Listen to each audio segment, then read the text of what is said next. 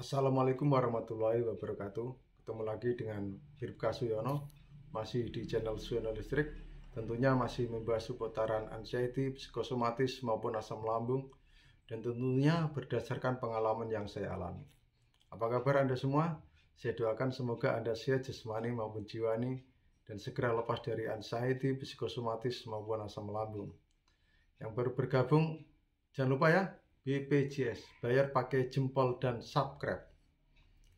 Oke, sebelum saya istirahat, sebelum saya tidur, saya akan memotivasi Anda. Anggap saja ini ya sebagai teman Anda bicara dan sebagainya. Anda dengarkan motivasi-motivasi dari saya. Nanti Anda akan paham sendiri ya.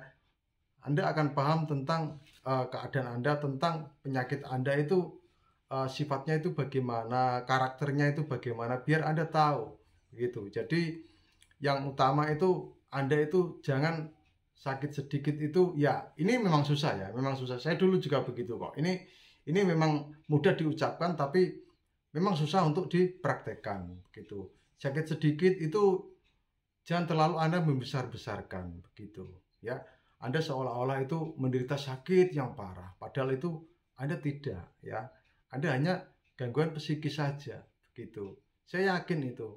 Karena apa? Asam lambung itu begini ya. Asam lambung itu dampaknya memang banyak sekali ke organ-organ kita, terus apalagi ke pikiran kita. Tetapi yang perlu Anda tahu, pikiran kita itu juga bisa menyebabkan asam lambung itu naik begitu. Jadi dilema. Anda harus bisa membedakan ya. Saya ini itu faktor dari makanan atau faktor dari pikiran. Terus ya, habis itu Anda harus tahu saya ini ya yang mendominasi itu kecemasan saya atau asam lambung saya begitu. Ya Anda yang tahu itu sebenarnya Anda sendiri, makanya saya mengajarkan untuk ATM, yaitu apa? Amati, tiru, modifikasi. Amati perubahan di diri Anda, perubahan psikis Anda ya. Perubahan di psikis yang dulunya mungkin Anda seorang pemberani sekarang jadi penakut, yang dulunya Anda itu inginnya apa namanya travel ya, pokoknya ya berkelana, sekarang takut untuk melakukan itu lagi. Nah, masih banyak yang lain yang dulu Anda gemari justru sekarang Anda takuti. Nah, itu Anda harus tahu ini sebenarnya bukan diri saya loh. Ini bukan diri saya. Nah, itu Anda harus begitu.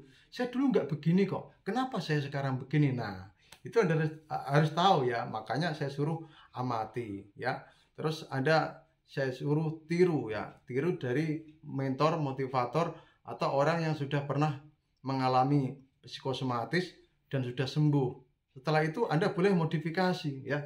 Modifikasi ini loh, saya mau improv ini, mau modifikasi dari apa namanya, motivasinya Pak Yono ini mau saya modifikasi. Ini itu akibat psikosomatis ya begini ya, dulu saking lamanya ya begini itu efeknya ya. Apa yang saya sarankan, apa yang saya tip-tip yang saya bagikan pada Anda itu Anda modifikasi. Saya dulu juga begitu, saya senangnya itu memodifikasi ya. Tentunya modifikasi ini ya harus ya secerdas kita ya. Kita harus cerdas dalam modifikasi begitu ya. Itu terus sekarang begini, saya akan menyampaikan sebuah gambaran begini ya. Misalnya orang psikosomatis itu ya, yang menderita psikosomatis, mentalnya kan jadi mental tempe ya, kayak saya dulu ya, mental tempe, mental kerupuk, mental bakwan, mental ya pokoknya mental apa aja lah ya, apa-apa takut. Nah, di sini saya lebih menekankan untuk kita biar mental kita itu menjadi tegar kayak dulu lagi, itu bagaimana. Nah, ini memang susah untuk kita lakukan ya. Memang susah, perlu waktu dan perlu latihan. Nah, latihan itu didapat dari mana? Dari edukasi-edukasi itu yang akhirnya Anda harus terapkan. Nah, setelah mental Anda ini terbentuk lagi seperti dulu, misalnya Anda apa yang Anda takutkan Anda beranikan. Nah, Anda harus bentuk mental Anda itu supaya menjadi kayak dulu lagi itu ya. Nah, yang Anda takutkan mulai sekarang harus Anda latih untuk Anda beranikan begitu ya, sedikit pelan-pelan gitu ya, tidak harus langsung tidak ya, gitu. Semua itu butuh proses ya, perlu proses, karena psikis ini itu ya memang untuk memperbaiki pikiran itu perlu proses. Dan jangan lupa ya, tetap istighfar, zikir, meditasi, relaksasi. Nah, setelah ini, setelah Anda melihat video saya ini, silakan Anda nanti lakukan relaksasi ya. Sebelum tidur Anda lakukan relaksasi. Nah, itu sebenarnya itu memang simple sebenarnya ya. Ya, saya tidak menyalahkan Anda, karena apa? Anda itu masih mental Anda itu belum terbentuk lagi. Nah, disitulah akhirnya menjadi hambatan ya. Yang pertama kan saya selalu mengajarkan Anda untuk semangat ya, tenang dalam menghadapi sensasi. Nah, sekarang mental Anda bentuk ya.